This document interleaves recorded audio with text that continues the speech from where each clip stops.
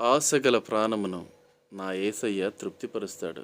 ఈరోజు నీ ఆశ ఏంటో, నీ ప్రాణమును కూడా. ఆమేన్.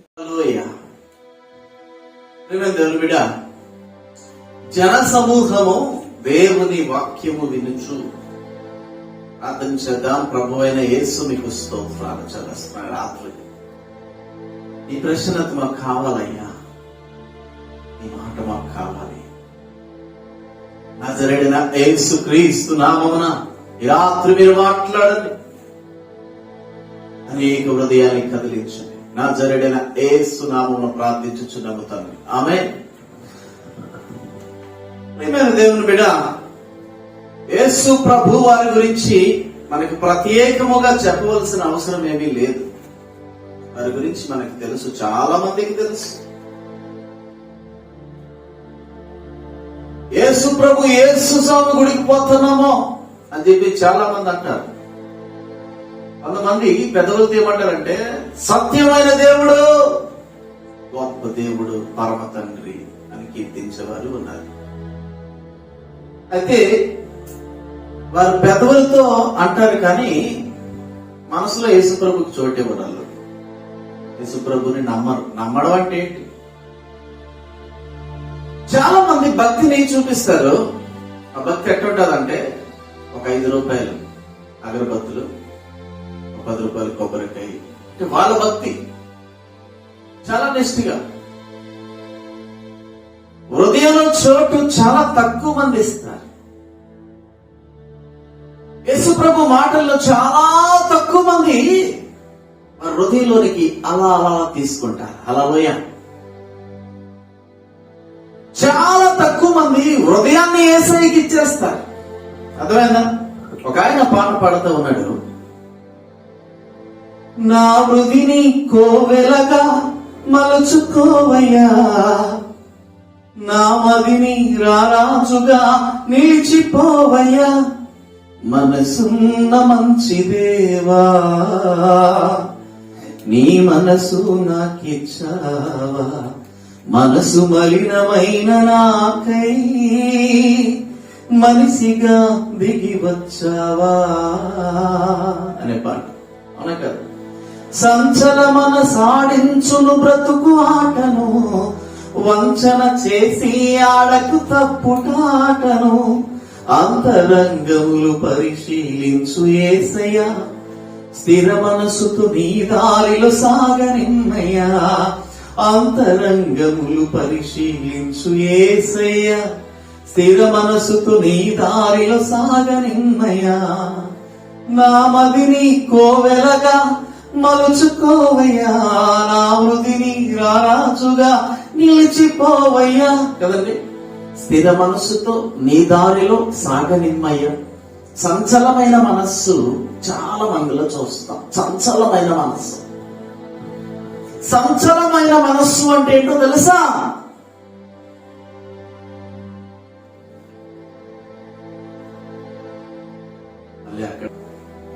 సంచలమైన మనస్సు అంటే ఏంటో తెలుసా? దేవుని మందిరములో ఉంటారు, వాక్యం వారి చెవుల దగ్గరికి మాత్రం వెళ్తుంది, హృదయంలోనికి వెళ్ళదు. అర్థమైందా? హృదయంలోనికి వాక్యం వెళ్ళదు. అలాంటి వారు సంచలమైన మనస్సు. ఇక్కడ యేసు ప్రభు వారు అంటున్నారు, ఒక ప్రాంతానికి యేసయ్య వెళ్ళాడు. ఒక ప్రాంతానికి యేసు ప్రభు వారు వెళ్తే చాలా మంది అంటున్నారు, యేసయ్య వాక్యం వాక్యం వాక్యం వాక్యం చెప్పండి, వాక్యం చెప్పండి మాకు. అయినా అలాగే అలాగే వెళ్ళి ఎక్కడ చెప్పాలి నేను వాక్యం? అక్కడ చూసినట్లయితే చాలా మంది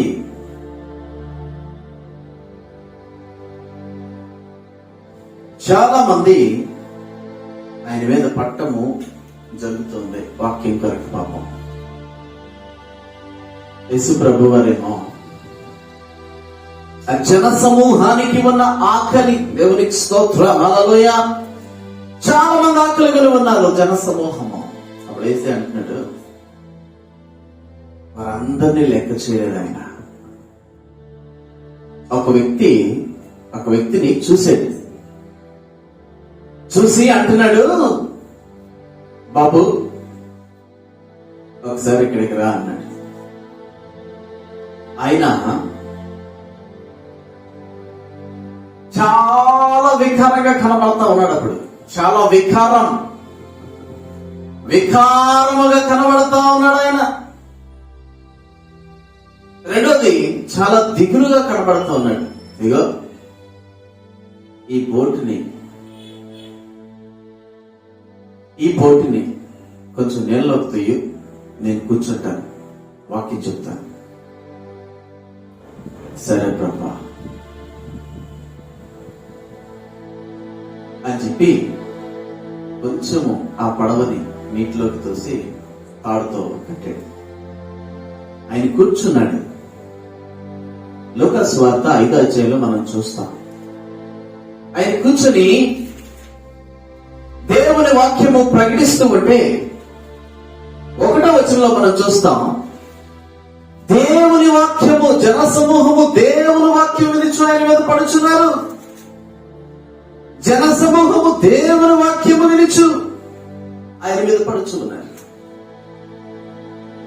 ఇంకో దగ్గర అంటాడు, అంతలో ఒకరినొకడు త్రొక్కుకున్నట్లు అనే మాట మనం చూస్తాం.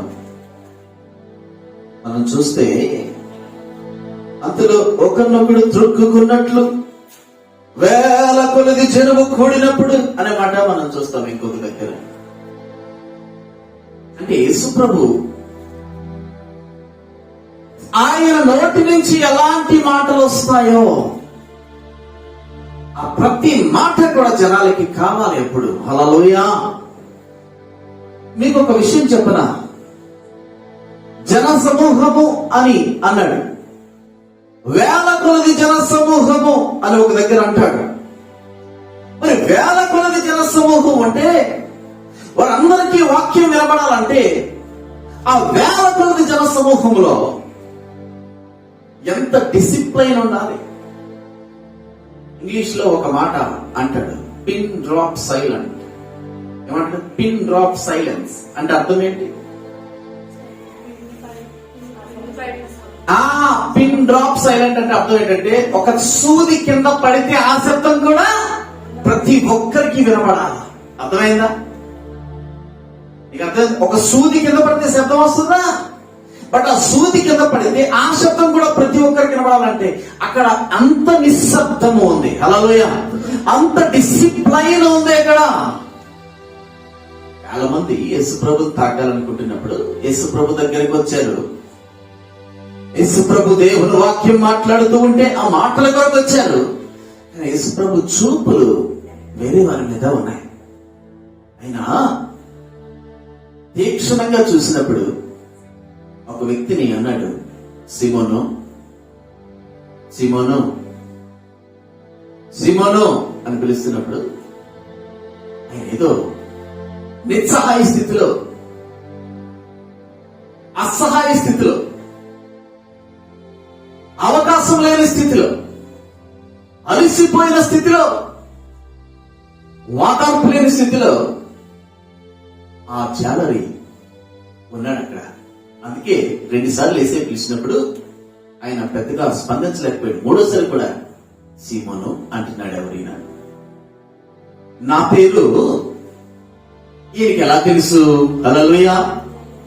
నా పేరు ఒక ప్రాంతంలో లూకాసు వార్త 18వ అధ్యాయం అనుకుంటాను, ఎరికో పట్టణం నుంచి యేసు వెళ్తూ ఉంటే జన సమూహం ఆయన మీద పడుతూ ఉన్నారు. ఒక వ్యక్తి యేసు ప్రభుని ఎంతైనా చూడాలి.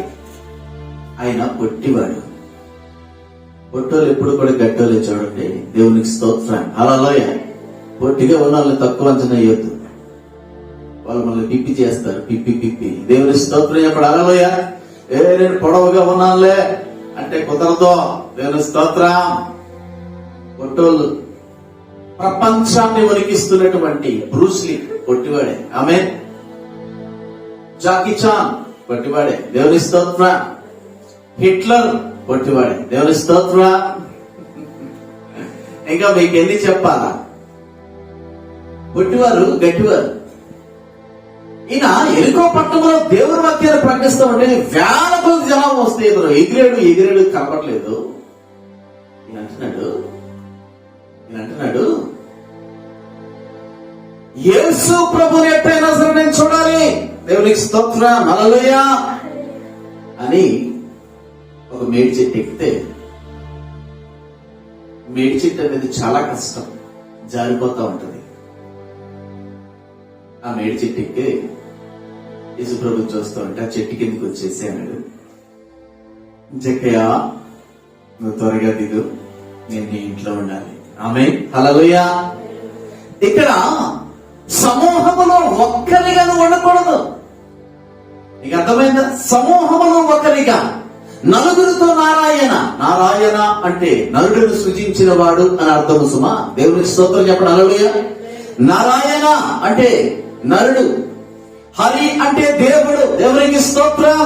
ప్రాణమును మరణమును సృష్టించిన వాడు అని అర్థం. ఆమేన్, హల్లెలూయా. ఈ నారాయణ, నలుగురితో నారాయణ. అందరూ నారాయణ అంటున్నారు, మనము అనాలా? అందరూ ఎస్ఐ అంటారు, మనము అనాలా? అందరూ మందిరానికి పోతున్నారు, మనము వెళ్ళాలా? అందరూ ఉపవాసం ఉంటారు, మనము ఉండాలా? అందరూ కానుకలు వేస్తున్నారు, మనము వేయాలా? అందరూ స్నానం చేస్తున్నారు, మనము స్నానం చేయాలంటే కుదరదు. నువ్వు ప్రత్యేకముగా ఉండాలి. ఆమేన్. ఆ నలుగురు యేసయ్య చుట్టూ ఉన్నారు. జక్కయ్య చెట్టు పైన ఉన్నాడు. యేసయ్య వెంబడించిన వారిని కానీ, తన కోసం వచ్చిన వారిని కానీ, ఆతృత పడిన వారిని కానీ చూడలేదు.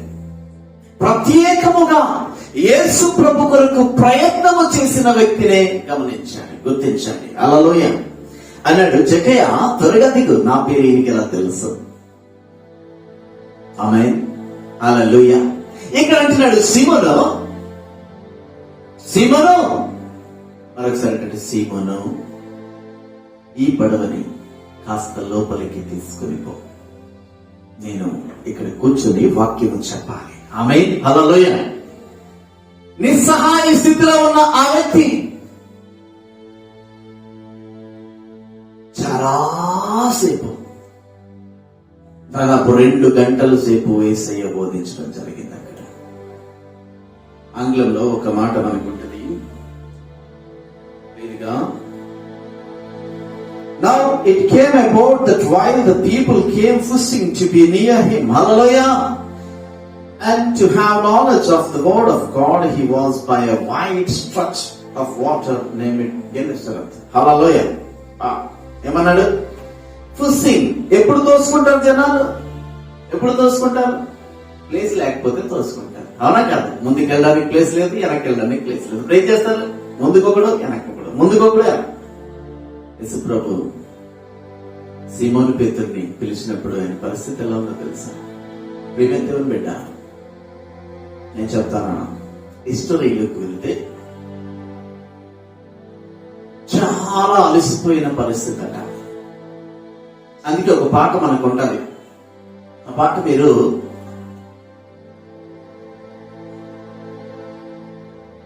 చాలాసార్లు పాడేమంటారు, హల్లెలూయా. అందులో ఒక చరణాన్ని సీమోను పేతురు గురించి రాయడం జరిగింది. ఏంటది? రాత్రంతయు శ్రమ పడినా రాలేదు ప్రభు జయము, రహదారులు వెదకినను రాదాయను ప్రతిఫలము. అవునా? ప్రపంచ నటనలలో ప్రావీణ్యమును పొంది ఫలహీనుడనైపుడు పాటింతు నీ మాట, ఫలహీనుడనైపుడు పాటింతు నీ మాట. ఏంటి? ఫలహీనం అయిపోయాను, రాత్రంతా శ్రమ పడ్డాను. వాళ్ళ అత్తగారు ఎదురు చూస్తా ఉన్నారు సీమోను పేతురు గురించి. ఎప్పుడు నా అల్లుడు వస్తాడు? ఆయన రాత్రి ఆటకెళ్ళాడు కదా. ఆయన సముద్రం ఆటుపోట్లు ఎలా ఉన్నాయో, తుఫాన్ వస్తుందేమో. అసలు బయటకు వచ్చాడో రాలేదా? మధ్యాహ్నం 12 అయిపోయింది, ఇంకా కబురు రాలేదేంటి అని ఆవిడ ఎదురు చూస్తా. వాళ్ళ భార్య పేతురు గారు ఆయన ఎప్పుడు చేపల వేట ఆడాడు. ఆ చేపల్ని ఎవరు కొన్నారో లేదో, ఆయన ఇంటికి వస్తున్నాడో లేదో, ఆయన వస్తే కదా మాకు ఇచ్చిన ఆ నూకలో బియ్యమో వంట చేసుకోవాలా, పిల్లలకి పెట్టాలా, మా అమ్మగారికి పెట్టాలా, మా ఇంట్లో అందరూ భోజనం చేయాలా. అమ్మా చక్కగా కూర్చో. చేపలు వేటాడే వాళ్ళు పరిస్థితి ఎట్లుంటదంటే, ఆ చేపలే వారి జీవనాధారం, ఆ చేపలే వారి జీవన ఆధారము. కనుక చూసినట్లయితే ఇలాంటి చాలా చాలా ప్రశ్నలు. మధ్యలో మాట్లాడకండి ప్లీజ్ మీరు. ఆ చేపలే పక్కింటి దగ్గరికి వెళ్ళి, మీ దగ్గర బియ్యం ఉన్నాయా, మా ఆయన వస్తే ఇస్తాం, మళ్ళీ వస్తే ఇస్తాం, నీ దగ్గర పప్పు ఉందా, కూర, అంటే ఒకరికి ఒకరు ప్రోత్సహించుకుంటూ రోజువారీ ఆహారాన్ని సంపాదించుకునేటువంటి బ్రతుకులు అవి. మీకు అర్థమైందా? అలాంటి స్థితిలో వాళ్ళకి అన్ని ప్రశ్నలు అక్కడ ఉంటే, ఈ పేతురు కూడా నేను ఇప్పుడు అప్పుల వాడికి ఏం చెప్పాలి, నా భార్యకి ఏం సమాధానం చెప్పాలి, నా అత్తగారికి ఏం సమాధానం చెప్పాలి, నీ ఇంటికి వెళ్ళాలంటే నా పిల్లలు డాడీ ఏం తెచ్చావు, అప్పలు తెచ్చావా, తిరుబండ్రాలు ఏమైనా తెచ్చావా అని అడుగుతారు కదా. నువ్వు వారికి ఏం చెప్పాలి అనే ప్రశ్నలతో పేతురు సతమతం అయిపోతా ఉన్నాడు. హల్లెలూయా, ఆమేన్. కృంగిపోతూ ఉన్నాడు. సమాధానం లేనటువంటి ప్రశ్నలు ఆయనకి. ఏం చేయాలి యేసయ్యా, ఏం చేయాలి? యేసయ్యా అనే పదం ఆయనకి తెలియదు ఇంకా. ఏం చేయాలన్నప్పుడు యేసయ్య ప్రసంగం అయిన తర్వాత సీమోను అని పిలిచాడు. అప్పుడు 5వ వచనంలో మనం చూస్తే చూడండి, 4వ వచనం, ఆయన బోధించుట చాలించిన తరువాత నీవు దోణి లోతునకు నడిపించి చేపల పట్టుటకు మీ వలలు వేయుడని సీమోనుతో చెప్పగా, సీమోను ఏలినవాడా, రాత్రంతయు మేము ప్రయాసపడితిమి. హల్లెలూయా, రాత్రంతయు మేము ప్రయాసపడితిమి. ఎందులో ప్రయాసపడ్డారు? అదేమన్నా చెరువ దొరక్కపోవడానికి? ఏమండి, అదేమన్నా ఒక నుయ్య దొరక్కపోవడానికి? హల్లెలూయా, ఒక గొయ్యి అంటారా? ఇందులో సముద్రము. హల్లెలూయా, ఏంటండి అది? సముద్రము. ఇంగ్లీష్ లో చెప్తాడు. And sign answering said, master, we were walking all night and we took nothing. Hallelujah, we were walk all night. Hallelujah, రాత్రంతా ప్రయాసపడినా ఒక చేప కూడా మాకు దొరకలేదు. అయినా రాత్రిపూట మేము వేటకి వెళ్తాం. హల్లెలూయా, ఇక్కడ క్లియర్ గా బహువచనాన్ని ఆయన వినియోగించాడు. మీరు గమనిస్తే చదవండి. 15 5వ వచనము, 5వ వచనం, 5వ అధ్యాయం 5వ వచనం. సీమోను ఏలినవాడ, రాత్రంతయు మేము. హల్లెలూయా, ఏమన్నాడు? అందుకనే ఆంగ్లంలో కూడా క్లియర్ చెప్తాడు. And Simon answering said, master, we were. హల్లెలూయా, ఏమన్నా? We were working all night. హల్లెలూయా, మేమంతా ప్రయాసపడ్డాము రాత్రంతా. అందుకే రాత్రంతా ఈ శ్రమ పడినా రాలేదు ప్రభు జయము. హల్లెలూయా, గొప్ప బహుమతిని పొంది ఇక్కడ యూత్ లో అందరూ కూడా యాక్టివ్గా ఉన్నారు. ఎందుకంటే జయమన్ ఒక చక్కనని గిఫ్ట్ పద్మా గారికి ఇచ్చారు. దేవునికి స్తోత్రం. హల్లెలూయా, మంచి ఉత్సాహంగా ఉన్నారు. మళ్ళీ ఇవ్వాలంటే కష్టం, అది టైం బట్టి ఉంటుంది. టైం సెట్ చేయాలి. హల్లెలూయా, దేవునికి స్తోత్రం. ఏమన్నా అవునా కదా? టైం సెట్ చేయాలి, లేకపోతే సడన్ గా అంటే అది కుదరదు. అయినప్పటికీ కూడా వారికి ప్రథమ పోటీదారు కనుక, పద్మ గారు ప్రథమ పోటీదారు కనుక వారికి ఇచ్చాం. ఏమంటే అవునా కదా? ఇతరులకు ఇవ్వలేదని చెప్పి పాపం భాగ్య మొక్కలో డిసప్పాయింట్ కనబడుతుంది. డోంట్ వరీ, పర్లేదు, నేను తప్పకుండా ఇస్తాను. ఎవరి రుణం కూడా నేను ఉంచుకోను, తప్పది. ఎందుకంటే మీరు ఆతృతికి ఎదురు చూస్తున్న వ్యక్తి పట్టుకోవాలి, ఇచ్చినప్పుడు పట్టుకోవాలి. దేవుని స్తోత్రం. అలాగే నేనేమంటానంటే ఇక్కడ నువ్వేం ముఖ్యంగా ఉన్నాయి చాలా రాత్రంతా ప్రయాసపడ్డానేమో. ఇందులో ఒక మాట అన్నాడు, మాస్టర్ హల్లెలూయ, ఏలినవాడా ఆయన ఒక్కొక్క చేప కూడా దొరకలేదు. నిస్సహాయముగా ఉన్నా, ఆకలితో ఉన్నా, అలమటిస్తూ ఉన్నా, సందేహములో ఉన్నా, దుఃఖములో ఉన్నవాడిని యేసయ్య ఇంకొంచెం టెస్ట్ చేశాడు. హల్లెలూయ. నిజానికి పేతురుకు చాలా కోపం ఎక్కువ, దుడుకుడు. అందుకనే పేతురుకు ఒక పేరు కూడా ఉంది, రాయి. ఆమేన్. కేఫా అనబడదు. హల్లెలూయ. రాయి అంటే ఏంటో తెలుసా? నువ్వు గట్టివాడివయ్యా. ఆమేన్. రాయి అంటే అర్థం ఏంటో తెలుసా? నువ్వు పునాదివయ్యా. ఆమేన్. హల్లెలూయ. రాయి అంటే అర్థం ఏంటంటే నువ్వు మూలం. హల్లెలూయ. You are the cornerstone. దేవునికి స్తోత్రం. హల్లెలూయ. నువ్వు గట్టివాడని, నువ్వు ఎలా దుడుకుడైన వాడు. రాయి ఎలా ఉంటుంది? రాయి తగిలితే ఏముంటుంది? ఎవరైనా రాయి తగిలితే అమ్మ అంటారా? అమ్మ అంటారా? దేవునికి స్తోత్రం. అవునా కదా? రాయి తగిలితే ఎలా ఉంటుంది? అమ్మ అంటాం. అవునా కదా? కొంతమంది ఏమంటారు? అమ్మ అంటారా? ఎవరన్నా అలా అన్నారంటే వాళ్ళు తేడా. ఇంకా హల్లెలూయ. ఇదేంటి, దీనికి ఎమోషన్ ఉండదా?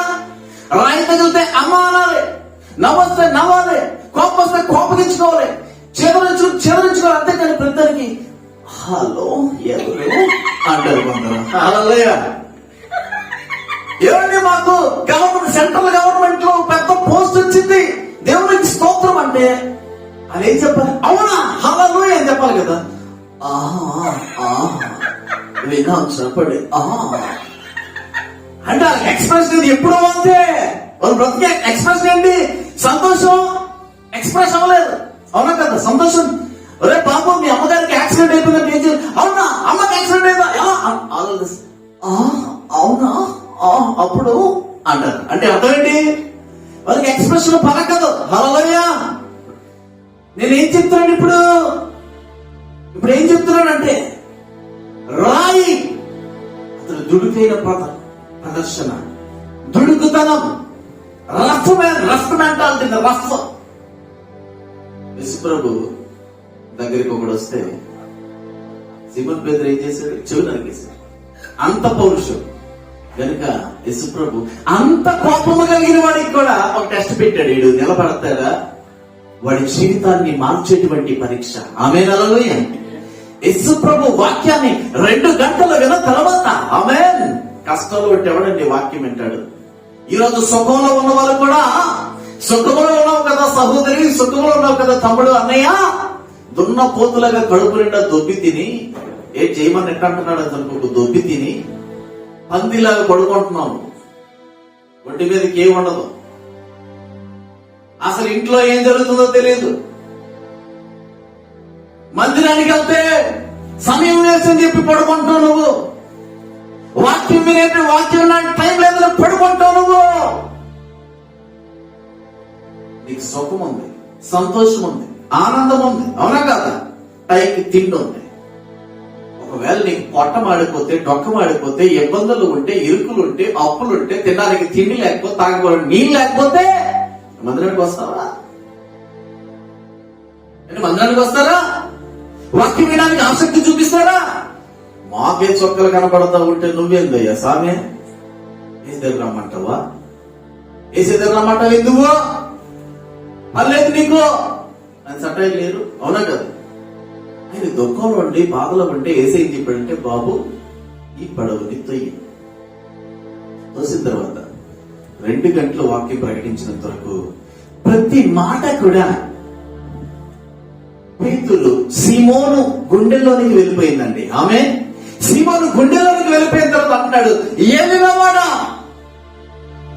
ఏమో రాత్రంతా మేము ప్రయాసపడ్డాం, మాకు తెలుసు ఏ ప్రాంతంలో చేపలు దొరుకుతాయి, ఎక్కడ వనస్థి చేపలు దొరుకుతాయి, ఏ సమయానికి వెళ్తే చేపలు దొరుకుతాయి, ఎంతమంది వెళ్తే ఆ చేపలు తీసుకొని రాగలము? అయినా ఎంత రేంజ్ లో చేపలు దొరుకుతాయి?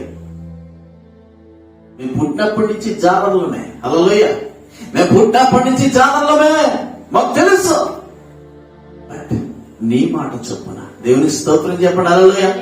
నీ మాట చొప్పున వల్ల వేస్తాం. ఆమేన్. ఎందుకో తెలుసా? నీ మాట నా జీవితాన్ని మార్చేసే మాటలా అనిపిస్తుంది. దేవుని స్తోత్రం చెప్పండి. ఆమేన్.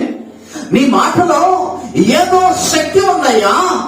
ఆ శక్తి నీ మాటలో నుంచి వచ్చిందా, నిన్ను పంపించిన నీ దేవుల్లో నుంచి వచ్చిందో తెలియదు, కానీ ఆ శక్తి నన్ను ప్రేరేపిస్తూ ఉంది. ఏమని? నీ మాట వినమని. ఆమేన్. ఆ శక్తి దేవునికి స్తోత్ర. ఆ శక్తి, ఆ మహిమ నీలో ఉన్నదే. ఆ మహిమ, ఆ శక్తి నన్ను ప్రేరేపిస్తా ఉంది. ఇప్పుడే సముద్రములోనికి వెళ్ళమని. ఆమేన్. ఇప్పుడే వరల వేయమని. ఆమేన్. ఇప్పుడే పట్టమని. ఆమేన్. ఇప్పుడే ఏదో అద్భుతం నా జీవితంలో ప్రత్యేకముగా ఏర్పాటు అవ్వబోతా ఉందని నాకు చెప్పుతున్నది. Because of your word. హల్లెలూయా. ఇంగ్లీష్ లో చెప్తాడు, ప్రేమ అంటే ఉన్నదట. నీ మాట చొప్పున, ఆంగ్లంలో అంటాడు, but at your word I will let down the nets. హల్లెలూయా. నా వలలు కిందకి వేస్తాం, నీటిలోకి వేస్తాం. సరే, సింగిల్ గా పోయాడు. ఆమేన్. హల్లెలూయా. వలలాగు చేసి విస్తారమైన చేపలు పట్టిరి, అందుచేత వారి వలలు పిగిలిపోవచ్చుండగా. దేవుని స్తోత్రం. ఒంటరిగా వెళ్ళిపోతా ఉన్నాడు అనమాట. రే పేతురు, రే సిమోన్, ఆగు, మమ్మల్ని పిలవలేదురా. సరే రండ్రా అని చెప్పి కొంతమంది పోయారు. నాకు అనిపిస్తుంది సీమోన్ పేతురుతో పాటు ఇంకా కొంతమంది జాలర్లు కూడా యేసయ్య మాట విన్నారు. ఆమేన్. అసలు అర్థం కాలేదు. చూడండి, వారు వేరొక దోణంలో తమ పాలువారు వచ్చి తమకు సహాయము చేయవలని. దేవునికి స్తోత్రం. వారికి సంఘము చేశారు. వారు వచ్చి 2 దోణెలు మునుగునట్లు. వావ్. ఆమేన్. హల్లెలూయా. ఇది చేశారు. 2 దోణెలు మునుగునట్లు చేపలు పట్టడం జరిగింది అక్కడ.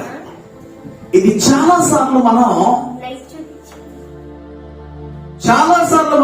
చూసాం. No problem. ఇక్కడ మనం చూస్తే చాలా సార్లు మనం చూసాం. దేవునికి స్తోత్రం. ఇక్కడ పేతురు విస్మయం పొందాడు. ఆమేన్. అంటాడు గట్టిగా, పాపాత్ముడు నేను, వదిలి వెళ్ళిపోండి అయ్యా. దేవునికి స్తోత్రం చెప్పండి. హల్లెలూయా. పాపాత్ముడయ్యా నేను అని విడిచి వెళ్ళిపో. విస్మయము అంటే అర్థమేంటో తెలుసా? ఇంగ్లీష్ లో క్లియర్ గా చెప్తాడు కదా, ఫుల్ ఆఫ్ వండర్. దేవునికి స్తోత్రం. Full of wonder. హల్లెలూయా. విస్మయం.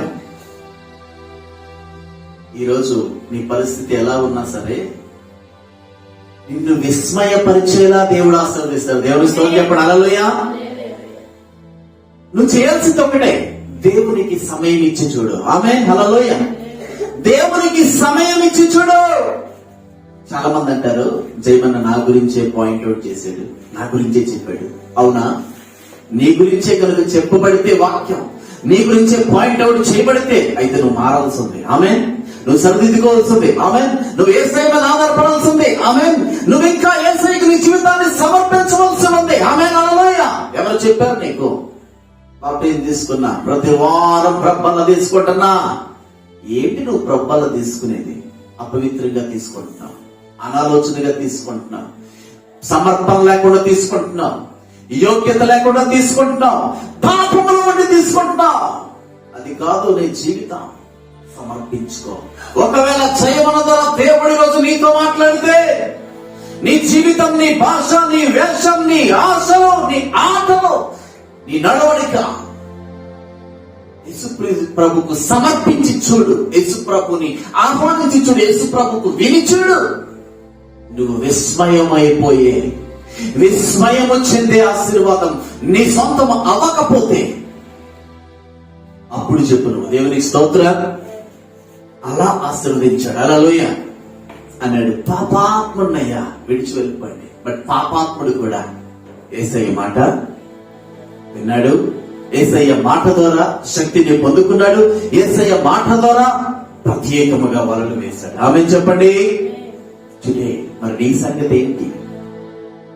ఎన్ని సంవత్సరాలు మారిన బ్రతుకులు, ఎన్ని సంవత్సరాలు కదలని బ్రతుకులు, ఎన్ని సంవత్సరాలు యేసయ్యకు స్థానం ఇవ్వని బ్రతుకులో ఉంటావు.